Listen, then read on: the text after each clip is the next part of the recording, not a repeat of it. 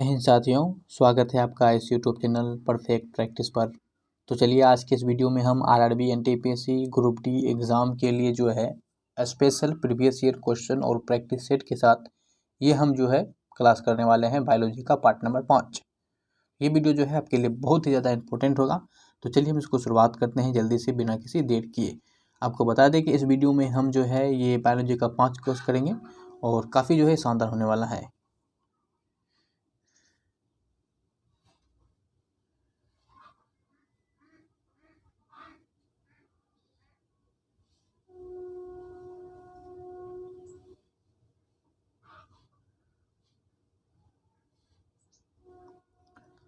तो ये जो हमारा है बायोलॉजी का पार्ट 5 नंबर जो है पार्ट नंबर 5 है और बायोलॉजी का, और ये हमारा होगा अनुवांशिक चैप्टर से जो है यहाँ पे हम ऑब्जेक्टिव क्वेश्चन करने वाले हैं। इस वीडियो में हम लगभग जो है 60 क्वेश्चन जो है मात्र 10 मिनट में कवर कर लेंगे। तो बहुत छोटा वीडियो हो और बहुत ज़्यादा क्वेश्चन को एकदम कवर करेंगे, वो भी इंपॉर्टेंट सारे क्वेश्चन को। तो चलिए हम शुरुआत करते हैं। वीडियो को आप पूरा ज़रूर देखें ताकि आपका जो एग्ज़ाम में है वो कम समय में बहुत ज़्यादा तैयारी हो सके और आप एग्जाम में अच्छा स्कोर कर पाएँ। तो चलिए शुरुआत करते हैं इस क्वेश्चन से। चैनल पे नए आए हैं तो आप सब्सक्राइब करके बेल आइकन ऑन कर लीजिएगा। क्वेश्चन क्या है कि यौन प्रजनन में माता पिता को योगदान होता है। तो यौन प्रजनन में जो माता पिता का योगदान होता है वो क्या होता है? तो ये होता है कि ये अपने जीन्स का जो होता है वो आधा आधा हिस्सा का साझा करते हैं। यानी ऑप्शन जो है हमारा यहाँ ए क्या हो जाएगा? सही हो जाएगा। आधा आधा हिस्सा को साझा करते हैं। इसीलिए हम क्या कहते हैं कि जनन प्रक्रिया में जो हमारा होता है कोशिका का वो अर्धसूत्री विभाजन होता है। ठीक है, तो यहाँ से आप भी ध्यान रखेंगे। नेक्स्ट क्वेश्चन की तरफ बढ़ते हैं कि मानव शरीर की एक कोशिका में कितने गुणसूत्र होते हैं? तो एक कोशिका में जो होती है ये आपका 46 गुणसूत्र होता है। कितनी होती हैं? 46 गुणसूत्र होते हैं। गुणसूत्र किससे संबंधित है? तो गुणसूत्र जो है ये आपके आनुवंशिक लवणों से ये संबंधित है। श्वसन पोषण और स्वांगीकरण ये सब तो होगा नहीं, क्या हो जाएगा? आनुवंशिक लवणों से ये संबंधित है। उस बिंदु का क्या नाम है जिस पर क्रोमोसोम में क्रोमेटिक जुड़ते हैं? तो उस बिंदु को हम कहते हैं सेंट्रोमियर। सेंट्रोमियर कहा जाता है। रिक्त स्थान में जो है सबसे उपयुक्त जो है विकल्प बढ़े। यदि एक पौधे की समजीनी TTRR है, यानी टी छोटी टी और बड़ी आर और छोटी आर है, तो समलक्षणी डैश होगा। तो इसमें समलक्षणी क्या होगा? तो इसमें जो होगा बौना और गोल पौधा जो है यहाँ पे उत्पन्न होंगे। तो ऑप्शन हमारा यहाँ सी बन जाएगा। अनुवांशिकी डैश अनुवांशिक सामग्री के वाहक होते हैं। तो अनुवांशिक सामग्री के वाहक को हम जीन को कहते हैं। जीन जो होता है वो अनुवांशिक सामग्री के वाहक होते हैं। वनस्पति भागों या बीज के बजाय कोशिकाओं के माध्यम से नए पौधे को उगाना क्या कहलाता है? तो इसको टिश्यू कल्चर कहते हैं। एक नवजात बालिका के कोशिकाओं में गुणसूत्र का कौन सा संयोजन होता है? यहाँ पे देखिए आपसे बालिका कहा गया है, तो बालिका यानी कि स्त्री फीमेल हो जाएगा। तो हमारा क्या हो जाएगा? 44 गुणसूत्र प्लस XX। ठीक है, ये हो जाएगा हमारा ऑप्शन ए। निम्नलिखित में से कौन सा कथन जो है ये सत्य दिया गया है? इस पे यहाँ पे गौर करना है। तो अब यहाँ चलिए कथन पे देख लेते हैं क्या सब कथन दिया गया है। कथन क्या है कि टिड्डों या कुछ अन्य कीटों के नरों में सिर्फ 4 लिंग गुणसूत्र या सेक्स क्रोमोसोम होते हैं, जो कि गलत है। किसी नर में एक एक्स गुणसूत्र और 2 वाई गुणसूत्र होते हैं, ये भी आपका कथन गलत है। जबकि जब भी होते हैं तो ये समान होते हैं ना, ये समान होते हैं। मानवों में 46 गुणसूत्र होते हैं जिसमें 42 और 21 जोड़े और लिंगी गुणसूत्र होते हैं, ये गलत है। क्योंकि 21 लिंगी जोड़े नहीं बल्कि कि यहाँ पे आपका एक जोड़ा जो होता है वो आपका यहाँ पे ध्यान रखिएगा, इस तरह से लिंग गुणसूत्र होते हैं। आगे क्वेश्चन आपके सामने क्या है कि द्विगुणित जीव जिनमें लिंग अलग अलग होते हैं कि द्विगुणित जो होता है कोशिकाओं में गुणसूत्र का एक विशेष जोड़ा होता है जो लिंग का निर्धारण करता है, और इसे हम जो है लिंग गुणसूत्र कहते हैं। बिल्कुल, जो लिंग गुणसूत्र का निर्धारण करता है, जो लिंग का निर्धारण करता है उसको हम लिंग गुणसूत्र कहते हैं। तो ऑप्शन हमारा यहाँ डी बन जाएगा। चलिए नेक्स्ट क्वेश्चन को देखते हैं क्या है क्वेश्चन। चलिए क्वेश्चन आपके सामने है कि बच्चों का लिंग किससे निर्धारित होता है? तो गुणसूत्र से निर्धारित होता है। किससे हो जाएगा? गुणसूत्र से हो जाएगा। ठीक है, ऑप्शन यहाँ पे ए हमारा यहाँ करेक्ट बनेगा।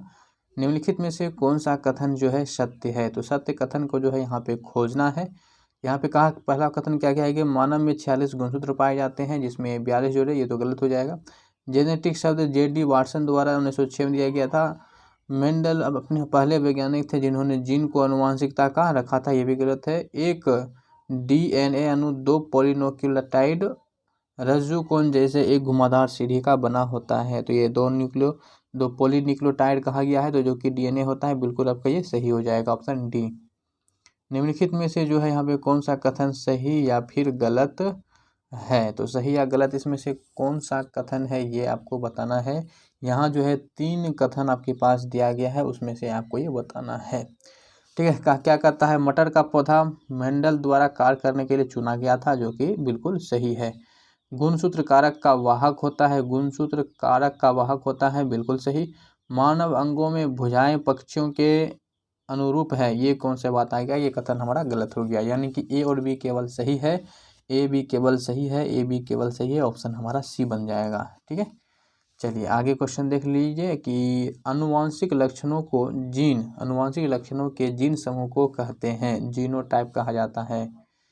लैंगिक प्रजनन में देश के या कास्ट देश शामिल होते हैं, तो लैंगिक प्रजनन में जो होते हैं ये विपरीत लिंग शामिल होते हैं, और दो जनक जो होते हैं विपरीत लिंग के शामिल होते हैं। एक मादा युग्मक में डैश क्रोमोसोम होते हैं, तो मादा युग्मक में जो होता है आपका 23 क्रोमोसोम होता है। यदि आपसे पुरुष क्रोमोसोम पूछता या नर क्रोमोसोम पूछता तो उसमें भी आपका ये 23 ही हो जाता। मानव के अनिश्चित अंडे में होते हैं, तो मानव के अनिश्चित अंडे में एक क्रोमोसोम्स होते हैं, एक एक्स क्रोमोसोम होते हैं। मानव शरीर की कोशिकाओं में डैश पाए जाते हैं, तो मानव शरीर की कोशिकाओं में जो होते हैं 23 जोड़ी गुणसूत्र पाए जाते हैं, 23 जोड़ी, या फिर इसी को आप 46 कह सकते हैं। किस प्रकार का पुनर्जनन जो है अधिक विविधता ला सकता है, तो लैंगिक ला सकता है। लैंगिक पुनर्जनन जो है आपको उसमें अधिक विविधता जो है देखने को मिलेगा, तो ऑप्शन यहाँ हमारा सी बनेगा। चलिए नेक्स्ट क्वेश्चन का आंसर देंगे। पीढ़ी F1 में दिखाई देने वाला लक्षण कौन सा है, तो ये प्रबलता लक्षण कहते हैं। डैश ने वंशानुक्रम के नियमों को प्रतिपादित किया था, तो वंशानुक्रमित नियमों के प्रतिपादन जो है आपका ये ग्रेगर जॉन मेंडल के द्वारा किया गया था, ठीक है। मनुष्य जाति के एक पुरुष का उसके एक्स क्रोमोसोम्स उसके डैश से प्राप्त होते हैं, तो उसके माता से ये प्राप्त होता है। एक्स क्रोमोसोम किससे प्राप्त होता है, माता से। प्रजातियों में डैश जीवित रहने का लाभ प्रदान कर सकता है, अथवा केवल आनुवांशिक क्रम में जो है योगदान प्रदान कर सकता है, तो इसको परिवर्तन, क्या प्रजातियों में परिवर्तन ऐसा काम कर सकते हैं। माता पिता से संतान में शारीरिक और मानसिक गुणों के संचरण को क्या कहा जाता है, तो इसी को हम आनुवांशिकता कहते हैं। निम्नलिखित रोगों में से कौन सा एक आनुवांशिक विकार है, तो थैलेसीमिया है, थैलेसीमिया ऑप्शन ए हो जाएगा। बच्चों का लिंग डैश से प्राप्त होने वाला वंशानुगत गुणसूत्र द्वारा निर्धारित होता है, तो ये पिता से, किससे, पिता से होता है। मानव में नर युग्मक निम्न में से कौन से गुणसूत्र का वाहक होता है, तो ये या तो एक्स होता है या फिर वाई, कुछ भी हो सकता है। चलिए जीन पर उत्परिवर्तन निम्न में से किसके द्वारा होता है, तो ये नाइट्रोजन और क्षारों के अनुक्रम में परिवर्तन से होता है। यहाँ क्या कहा गया है कि डाई हाइब्रिड यानी संकर क्रॉस में विपराशी लक्षणों की डैश जोड़ी पाई जाती है, यानी कितनी जोड़ी पाई जाती है, तो इसमें ध्यान रखिएगा 2 जोड़ी पाई जाती है। यहाँ क्वेश्चन कहा गया कि डैश उत्परिवर्तन यानी कि म्यूटेशन आनुवांशिक नहीं है, तो दैहिक उत्परिवर्तन जो है यहाँ पे आनुवांशिक नहीं होता है। चलिए नेक्स्ट क्वेश्चन को देखा जाए। यदि मनुष्य में गुणसूत्र की संख्या 46 है, तो मनुष्य की दैहिक कोशिकाओं में कितने गुणसूत्र विद्यमान होंगे, तो इसमें भी 46 ही होगा। चलिए क्वेश्चन का क्या कह रहा है कि वह गुण जो F1 पीढ़ी से प्रभाव रखता है स्पष्ट रूप से देखा जा सकता है, वह क्या कहलाता है, तो वह जो है प्रबल होता है। क्या होता है, वह प्रबल है। मेंडल के नियम केवल तभी लागू होते हैं जब क्या होता है, माता पिता शुद्ध प्रजनन से हो, ठीक है, तभी ये लागू होगा, तो ऑप्शन ए हो जाएगा। मेंडल ने F1 पीढ़ी के पौधों से F2 वंशज की पद्धति द्वारा जो है यहाँ पे प्राप्त किया है, तो ये स्वपरागन। किस प्रकार का प्रजनन अधिक विविधता ला सकता है, तो ये तो लैंगिक होगा, इसके पहले भी इस तरह का क्वेश्चन मिला था। आनुवांशिक गुणों के वाहक कौन होते हैं, तो यहाँ पे ऑप्शन के हिसाब से हमारा क्या जाएगा, डीन हो जाएगा। क्या हो जाएगा, डीन मतलब डीन बोलते हैं, DNA डीऑक्सीराइबोस न्यूक्लिक एसिड इसका फुल फॉर्म होता है। देश ने सजीव वस्तुओं में लक्षणों की आनुवंशिकता के सिद्धांतों के प्रतिपादन में योगदान दिया। तो ये ग्रेगर जॉन मेंडल ने 556 गोल हरे और सिकुड़े पीले बीजों के हाइब्रिड क्रॉस में डैश बीज जो है गोल या और पीले होते हैं तो 315 होता है। F2 जनरेशन में जो है फेनोटाइपिक अनुपात कितना होता है तो ध्यान रखिएगा 9-3-3-1 होता है, 9-3-3-1 होता है। एलील होते हैं तो एलील क्या होते हैं तो ये जो होते हैं जीन का वैकल्पिक रूप है। विश्वास और प्रथाओं का एक संग्रह जिसका उद्देश्य मानव आबादी की आनुवंशिकता गुणवत्ता में सुधार लाना होता है। यह किस आनुवंशिक क्षेत्र को कहा जाता है तो ये यूजीनिक्स कहता है, यूजीनिक्स। चलिए नेक्स्ट क्वेश्चन का आंसर देंगे जल्दी से। आगे देखिए क्वेश्चन क्या कहा गया है कि आधुनिक आनुवंशिकी का जनक जो है किसे माना जाता है तो ये ग्रेगर जॉन मेंडल को मानते हैं। डैश प्रयोग हमें गुणों की विरासत को एक पीढ़ी से अगली पीढ़ी में ले जाने के लिए तंत्र प्रदान करता है तो मेंडल के। डैश वैज्ञानिकों जीजे मेंडल का निधन कब हुआ था तो ये इसका निधन जो है आपका 1884 में हो गया था। इनमें से कौन सा लिंग संबंधी निर्धारण के बारे में जो है यहाँ पे आपको क्या किया गया है गलत बताया गया है। तो गलत कौन बताया गया है, एक पुरुष में X गुणसूत्र और एक Y गुणसूत्र होते हैं जो कि सही है। ठीक है, क्या है ये तो सही दिया गया है, तो ये हमारा सही है। दूसरा क्या है, बच्चों का लिंग निषेचन के समय जो है निर्धारित किया जाता है जब नर एवं मादा युग्मक मिलकर एक युग्मनज बनते हैं, तो ये भी आपका सही है। एक स्त्री में दो एक समान X गुणसूत्र और XY होते हैं, ये भी कथन भी सही है। ठीक है, ये कथन सही है। नहीं नहीं नहीं नहीं, ये कथन जो है आपका क्या है गलत है, ये कथन जो है आपका गलत है। ठीक है, तो गलत बारे में खोजना था तो हमारा क्या जाएगा, ऑप्शन जो है यहाँ पे हमारा सी हो जाएगा। क्या जाएगा, सी जो है इसका करेक्ट आंसर बन जाएगा। चलिए नेक्स्ट क्वेश्चन को देखते हैं। मनुष्यों में पुरुषों के यौन गुणसूत्र में डैश समूह होते हैं तो इसमें XY गुणसूत्र होते हैं। पुरुष में यहाँ पूछा गया है इसीलिए XY हो जाएगा, महिला में पूछता तो XX होता। आमतौर पर मेंडेलियन कारक क्या कहलाते हैं तो जीन कहलाते हैं। मेंडल ने मटर पौधे को चुना क्योंकि, यानी कि मटर पौधे को ही मेंडल ने जो है क्यों चुना था ये बताना है, क्योंकि उसमें जो होता है विषम दिखने वाले गुण थे इसीलिए इन्होंने उसको चुना। चलिए, विविधता डैश है तो विविधता क्या है तो विविधता जो है एक ही प्रजाति के व्यक्तियों के बीच अंतर है, बिल्कुल सही। एक ही माता पिता के संतानों के बीच अंतर है, बिल्कुल सही। माता और पिता संतानों के बीच अंतर है, बिल्कुल सही। तो उपरोक्त हमारा सही हो जाएगा, यानी ऑप्शन जो है इसका हमारा जो है यहाँ पे जो है क्या बनेगा इसका बन जाएगा हमारा सी। ठीक है, क्या बन जाएगा, सी जो है इसका करेक्ट आंसर बन जाएगा। चलिए आगे क्वेश्चन देखिए। मेंडल ने किस आधार पर युग्मकों की शुद्धता का नियम जो है दिया था तो ये एक संकर वाले पौधे का जो यहाँ पे चुना था तो ऑप्शन डी हो जाएगा। महिला रोगाणु कोशिका में गुणसूत्रों की संख्या कितनी होती है तो इसमें जो होती है 23 होती है। ठीक है, 23 होती है, यहाँ पे हो जाएगा 23। चलिए नेक्स्ट क्वेश्चन को देखते हैं। क्वेश्चन क्या है कि निम्नलिखित में से कौन सी विशेषता मटर के एक पौधे में अप्रभावी होता है तो इसमें झुर्रीदार बीज हो जाएगा, झुर्रीदार बीज। इनमें से कौन सा पुरुषों में पाया जाता है तो ये आपका Y गुणसूत्र पाया जाता है। वंशानुक्रम की इकाई क्या है तो ये जीन है, जीन। पुनर्जनन का अर्थ क्या होता है तो ये होता है छोटे खंड से जीव के पूरे शरीर का निर्माण करना, तो ऑप्शन जो है हमारे ये बी हो जाएगा।